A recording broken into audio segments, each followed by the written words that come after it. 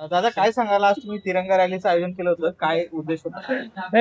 एकतर सुरुवातीला ज्या पद्धतीनं दिल्लीत जंतर मंतरवर देशातील सगळे तरुण बसलेले होते नीटच्या संदर्भात आणि ज्या मागण्या होत्या, धर्मेंद्र जो मंत्री आहे जे मनुष्यबळ विकास विभागाचे, त्यांचा राजीनामा आणि परीक्षा व्यवस्थेतील सुधारणा याच्याविषयी आंदोलन चालू असताना सरकारने ज्या पद्धतीनं आंदोलकांना मारहाण केली, लाठ्या मारल्या, गोळ्या मारल्या, मुलींच्या अंगावर हात टाकला, याचा निषेधसुद्धा आम्हाला व्यक्त करायचा होता.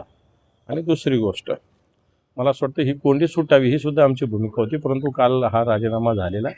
त्यामुळे आम्ही ठरलेला आमचा तिरंगा मार्च पूर्ण केला. परंतु ज्या पद्धतीनं गोळीबार झाला, ज्या पद्धतीनं लाठीमार झाला, मुलींच्या अंगावर हात उचलले, त्याचा निषेध तर आम्ही करला. कारण हा विषय आत्तापुरता संपला जरी असला तरी मला वाटतं आता ही खऱ्या अर्थाने येणाऱ्या काळातल्या लढ्याची सुरुवात आहे आणि संभाजीनगरात ती आम्ही केलेली.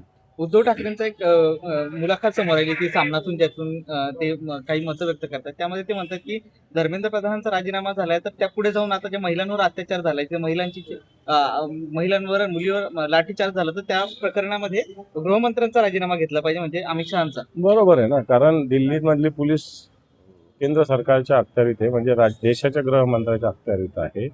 आणि म्हणून आता समजा ती कोणती गोळी, मला वाटतं बॅलिस्टिक आहे, ती मारायला अलाउडच नाही आहे, तरी मारली गेली. मुलीवर हात उचलले पुरुष पोलिसांनी, हे चुकीचं आहे. कपडे फाडले, हे चुकीचं आहे. याला जबाबदार कोण आहे? आणि म्हणून मला असं वाटतं देशाचे गृहमंत्रीसुद्धा याची जबाबदारी त्यांनी घेतली पाहिजे. आणि म्हणून उद्धवजींनी मांडलेली भूमिका योग्य आहे. यानंतर दुसरं असं आहे की मुख्यमंत्री देवेंद्र फडणवीस स्वतः दिल्लीच्या दौऱ्यावर गेले, तर यावरून अशी चर्चा होती की ते केंद्रात जातील आणि संजय राऊतांनी देखील अशी शक्यता वर्तवली. काय माहिती केंद्रात गेले का राज्यात गेले का, काय कामाचे?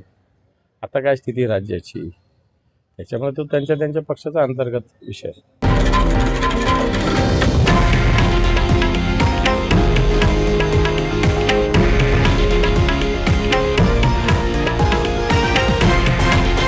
हे आहे देशातील नंबर 1 न्यूज नेटवर्क आणि आपण पाहत आहात TV9 मराठी, एकमेव.